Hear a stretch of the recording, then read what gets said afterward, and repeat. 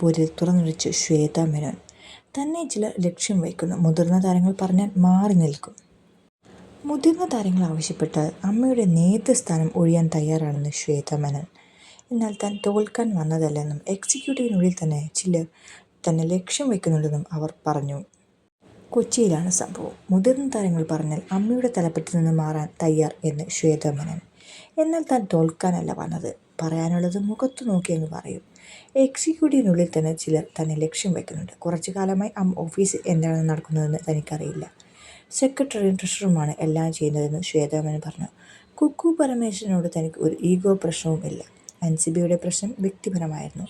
അമ്മക്ക് അതിൽ ഒന്നും ചെയ്യാനില്ല. വീട്ടിൽ നടക്കുന്ന പ്രശ്നത്തിൽ അമ്മ എങ്ങനെ ഇടപെടുമെന്നും ശ്വേത മേനോൻ ചോദിക്കുന്നു. ടിനി ടോമിനെതിരായ അൻസിബയുടെ പരാതി മാധ്യമങ്ങൾ വഴിയാണ് അറിയുന്നതെന്ന് ശ്വേത പറഞ്ഞു. അൻസിബയുടെ പരാതി ജനറൽ ബോഡിയിൽ ചർച്ച ചെയ്യും. അതാണല്ലോ അമ്മയുടെ കോടതി. അമ്മയെ നാറ്റിക്കാനുള്ള അജണ്ട ആണോ അൻസിബയ്ക്കെന്നും അതോ വേറെന്തെങ്കിലും ലക്ഷ്യമുണ്ടോ എന്നറിയില്ലെന്ന് ശ്വേത പറഞ്ഞു. സ്ത്രീകൾക്ക് നയിക്കാൻ പറ്റില്ല എന്ന് താൻ വിശ്വസിക്കുന്നില്ല എന്ന് ശ്വേത പറഞ്ഞു. എന്നാൽ മൗനം പാലിച്ച് മുതിർന്ന താരങ്ങൾ. അതേസമയം താരസംഘടനയ്ക്കുള്ളിലെ പൊട്ടിത്തെറികളിൽ മൗനം പാലിക്കുകയാണ് മുതിർന്ന താരങ്ങളും നേരത്തെ സംഘടനയെ നയിച്ചു വരും. അടുത്ത മാസം 21 ചെയ്യുന്ന വാർഷിക പൊതുയോഗത്തിൽ എല്ലാം ചർച്ച ചെയ്യാമെന്ന നിലപാടിലാണ് പലരും. പക്ഷേ പുറത്തു പറയുന്നില്ലെങ്കിലും ശ്വേത മേനോനും കുക്കു പരമേശ്വരനും ഉൾപ്പെടെയുള്ള നേതൃത്വത്തിനെതിരെ ഒട്ടുമിക്ക നടീനടന്മാർക്കും കടുത്ത അമർഷമുണ്ട്. നേതൃത്വം മാറണം എന്നാണ് പലരുടെയും അഭിപ്രായം.